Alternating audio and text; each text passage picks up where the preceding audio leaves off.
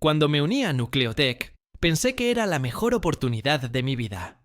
Me llevaron a la posición de analista. Yo, Diego, un tipo que amaba los números, la lógica y la sensación de que cada problema se puede organizar cuidadosamente en los estantes.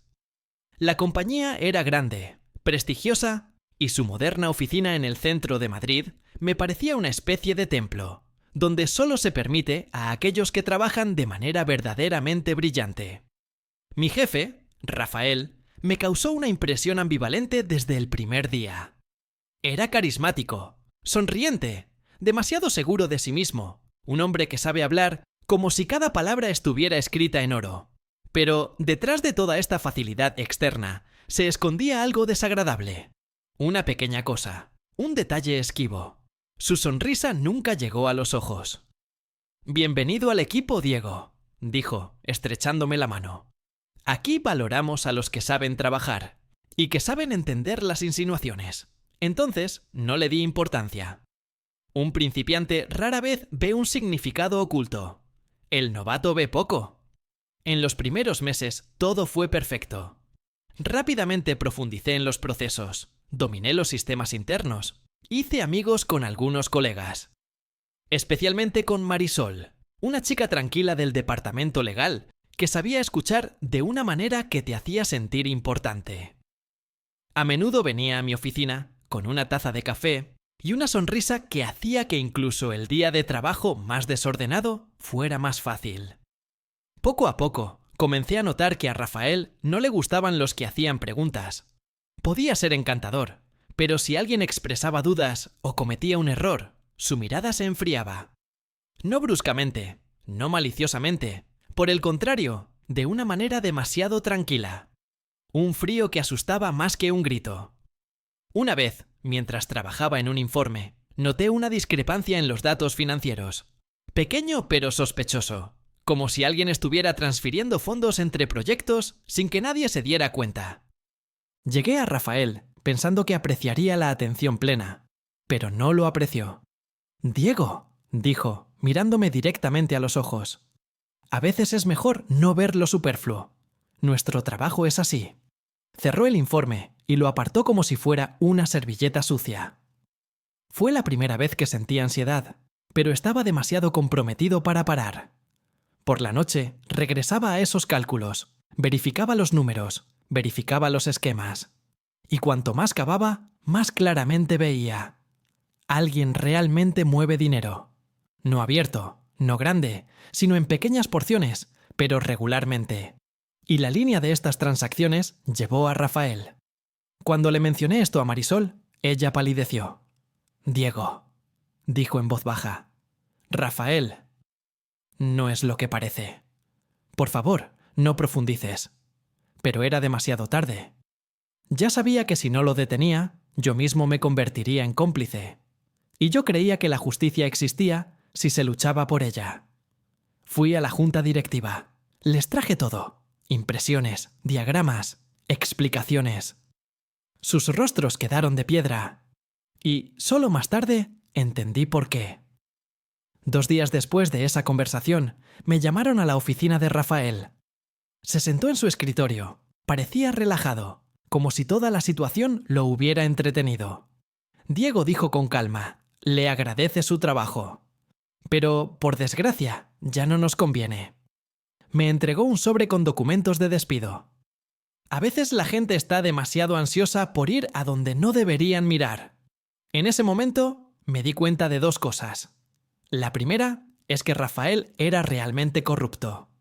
En segundo lugar, el Consejo de Administración hace mucho tiempo hizo la vista gorda ante sus maquinaciones.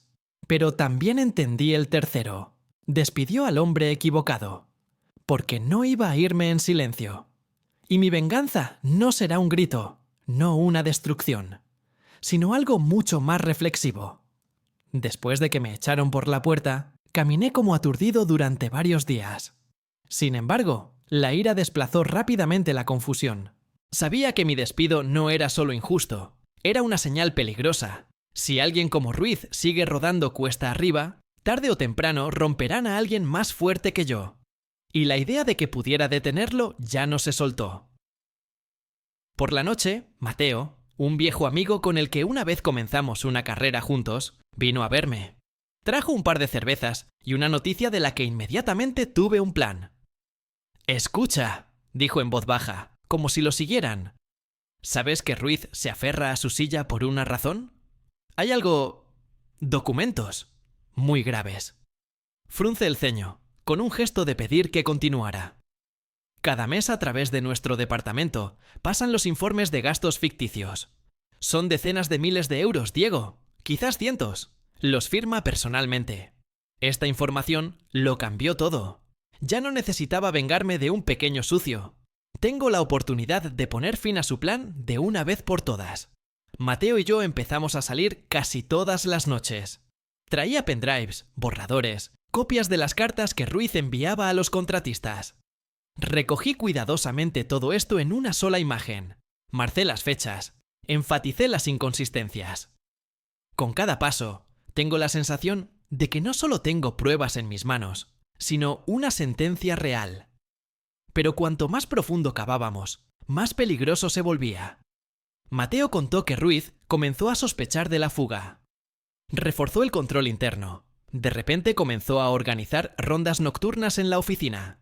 Un par de veces, Mateo encendió la grabadora, y en la grabación se escuchó a Ruiz llamar a alguien y exigirle que lo cubriera en caso de una auditoría oficial. Me di cuenta de que no tenía mucho tiempo. Si Ruiz siente una amenaza real, puede destruir todos los rastros. O peor, nos llegará. Una noche, Mateo me llamó con una voz temblorosa. «Diego, creo que sabe algo». Me miró hoy como si hubiera visto mi alma a través, y luego dije lo que ya había madurado dentro de mí durante muchos días. «Deja de coleccionar. Es hora de actuar». Aún no sabía hasta dónde llegaría nuestro plan, pero sabía una cosa. Ruiz firmó su sentencia el día que me despidió. Mateo y yo lo entendimos. Si queremos atacar, debe ser preciso y legal. No iba a convertirme en un criminal para castigar a otro criminal. Pero tampoco iba a dejar a Ruiz impune. En primer lugar, reuní todos los documentos en un solo archivo. Informes resumidos, traducciones, correspondencia, grabaciones de audio. Luego estudió legislación durante varios días, consultó anónimamente con un abogado en un foro y se dio cuenta de que se podía abrir una investigación contra Ruiz por varios cargos a la vez: malversación, contratos ficticios, ocultación de rastros financieros. El plan maduró inesperadamente simple. Iba a entregar todo a la oficina anticorrupción, pero hacerlo de una manera que no me involucrara. Y al mismo tiempo, para que la cadena de pruebas lleve a una sola persona. Elegimos una fecha, la noche del viernes al sábado, cuando la oficina casi siempre estaba vacía.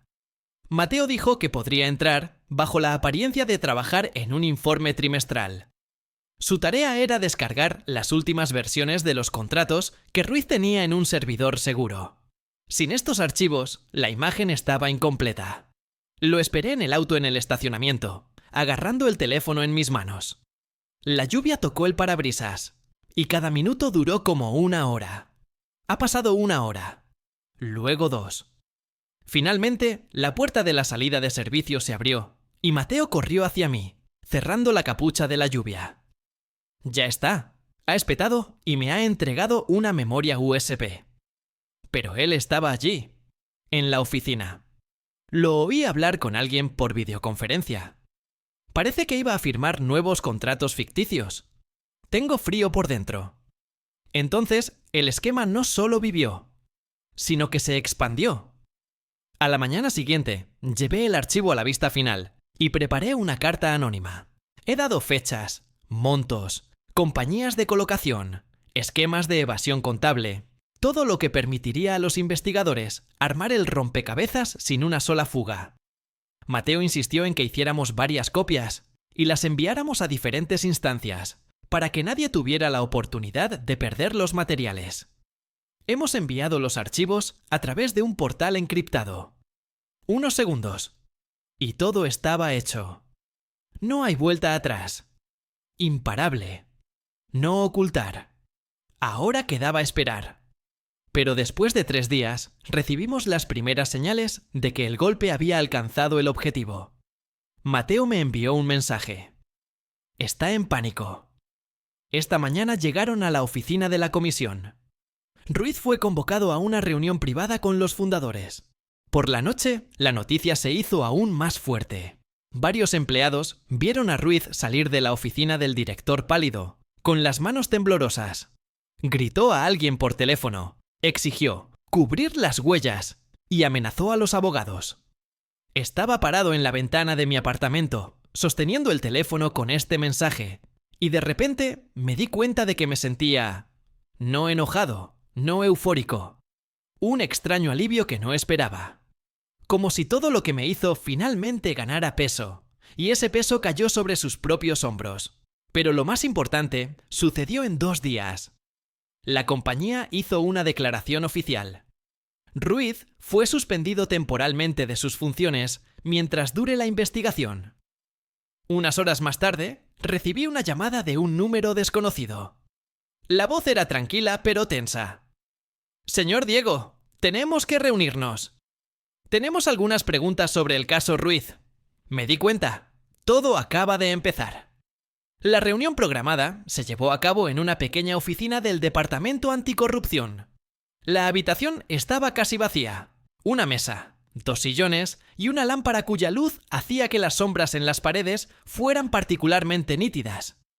Me pidieron que apagara el teléfono y lo pusiera en una caja de metal, por seguridad. Delante de mí estaban sentados 2.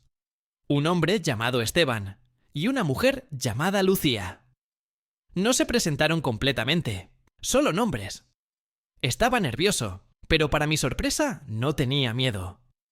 Sabía que lo había hecho bien. Diego, tenemos razones para creer que usted tiene la información necesaria para la investigación, comenzó Lucía. Su nombre no aparece en los documentos oficiales, pero recibimos materiales que claramente fueron recopilados por una persona que está bien familiarizada con la estructura de la compañía. Fingí que lo dudo. Solo soy un ex empleado. He visto demasiado, pero hablar es peligroso. Esteban me miró con una mirada larga y atenta. Es peligroso callar. La persona a la que está aludiendo usó una posición de oficina, falsificó informes y retiró dinero a través de empresas fantasma. Ya hemos encontrado 3 confirmaciones de fuentes independientes. Se inclinó ligeramente hacia adelante. Si sabes más, este es tu momento de contarlo. Y lo hice. No todos. No mencioné a Mateo. Estaría en peligro.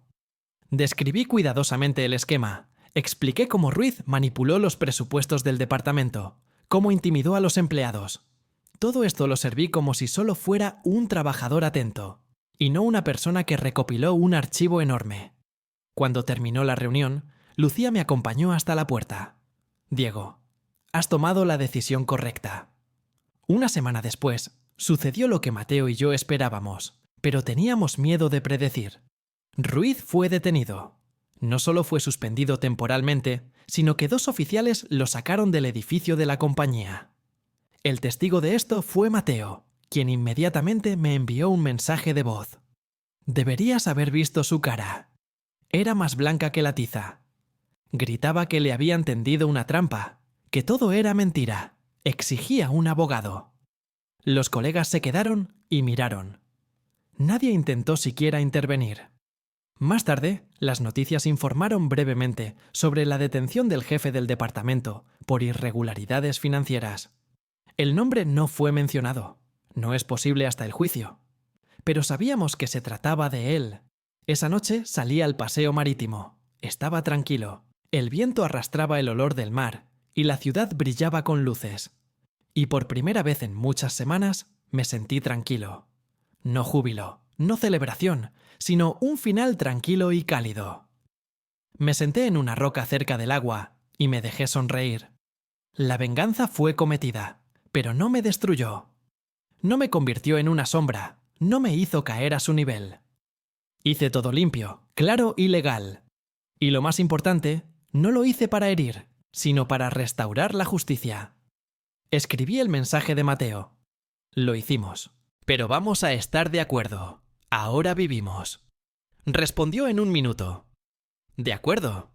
No vale la pena que pensemos en él. Así terminó la historia que comenzó con la injusticia.